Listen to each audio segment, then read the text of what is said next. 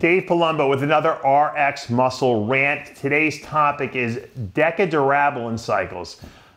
The new craze is, once again, it seems like everyone is always trying to recreate the best way to take anabolic steroids. There's a couple guys out there who are advocating DECA-only cycles, meaning you don't take anything else but decadurabolin. And they're espousing the benefits of doing that as having, terrific, no side effects, terrific muscle gains, no gynecomastia, no libido issue. Basically, it's the perfect anabolic steroid, and it doesn't cause any problems. And we all know that that's not true. Okay, first of all, one of the things that they like to talk about is that the decadurabolin doesn't cause any gynecomastia, which is completely not true. And most of these guys will go on to say that it does. They know that it aromatizes, and that's why it's good for muscle building, because some estrogen is necessary for androgen receptor sensitivity, which we all know is true as well.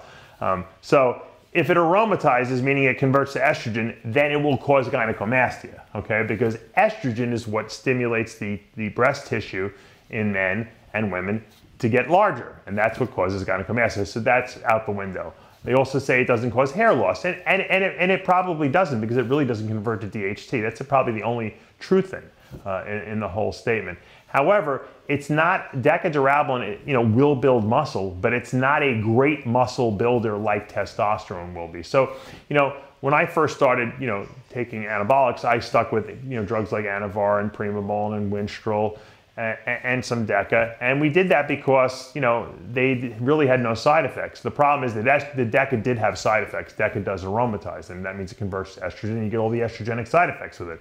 You get pituitary shutdown, okay, which means you have to do a post-cycle therapy. You get gynecomastia, okay, and so you do get side effects. Now, I love DECA, and I like taking it with testosterone specifically, but I like DECA because it does make your joints feel good. So that, in that sense, it's a good drug. It's just not a good drug to take alone.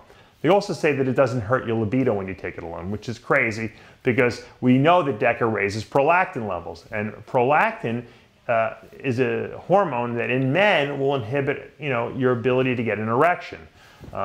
People use the term DECA and all the problems that people have libido-wise with DECA. I know guys that take one shot of DECA and they can't perform in bed. So taking a DECA-only cycle is going to make it even worse, at least when you combine it with testosterone. Sometimes the testosterone will have an overriding effect on the DECA, and it will, kind of undo some of the negative, I guess you could say, libido effects that DECA does have. So DECA has problems on its own as a standalone drug. First of all, really, you shouldn't do any cycle that just uses one drug, because we all know that anabolic steroids work synergistically together. So whether you combine DECA with testosterone, or you want to combine it with another anabolic like Masteron, that's up to you, but you should definitely use two anabolics at the same time. I think what people in today's society really want to do is they want to super sensationalize things. They want to make things seem like, oh, this guy's got the secret. We got to do this side. And then you know what happens? They're really doing that so that you'll follow everything that they do and say, oh, this guy must know something that no one else knows. With regard to anabolic steroids, because they've been around since, before Arnold's time, pretty much we got it figured out, and we know what works best. And if you want to develop dense, thick muscle, you have to use testosterone, because testosterone is the most anabolic, steroid out there. A lot of people think Trenbolone is, but Trenbolone is not more anabolic than testosterone. It's just more androgenic than testosterone. And I've discussed that before in other shows. So as far as the anabolic component of steroid, the muscle building qualities of it, nothing compares to testosterone.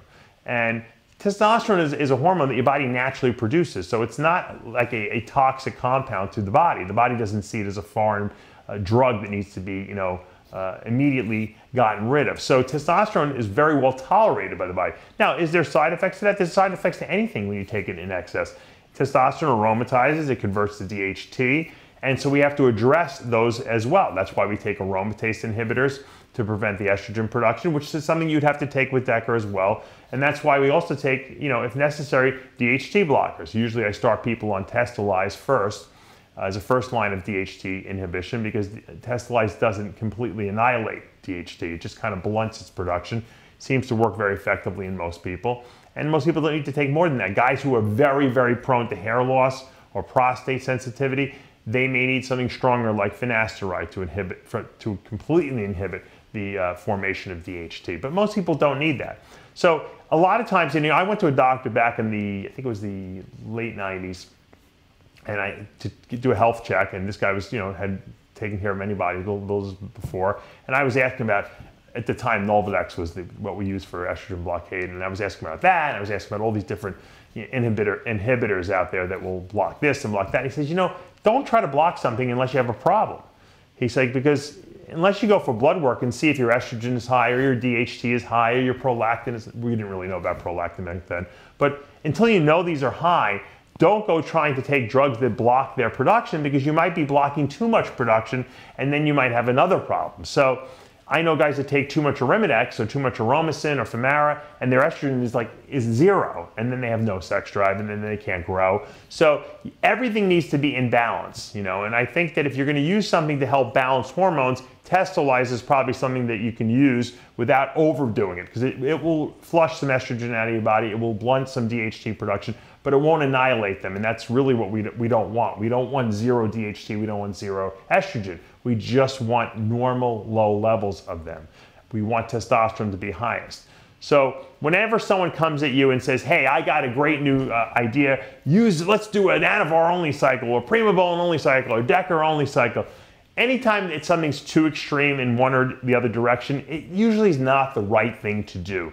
So be smart. Look, I've been educating you guys about this for years. If there was a better way to do it, I would tell you. Testosterone is the best base steroid combined with another anabolic if you want to build serious density and mass. If you're just looking for a little hardness, okay, if you're just looking for a little edge in the gym, why use Decker? It aromatizes. Use Anavar. Use Winstrol. They don't aromatize.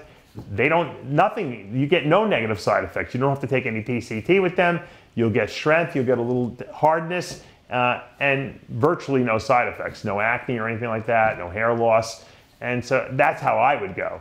But if you're looking to put on dense muscle, you got to consider testosterone if you're really looking to take it to the next level.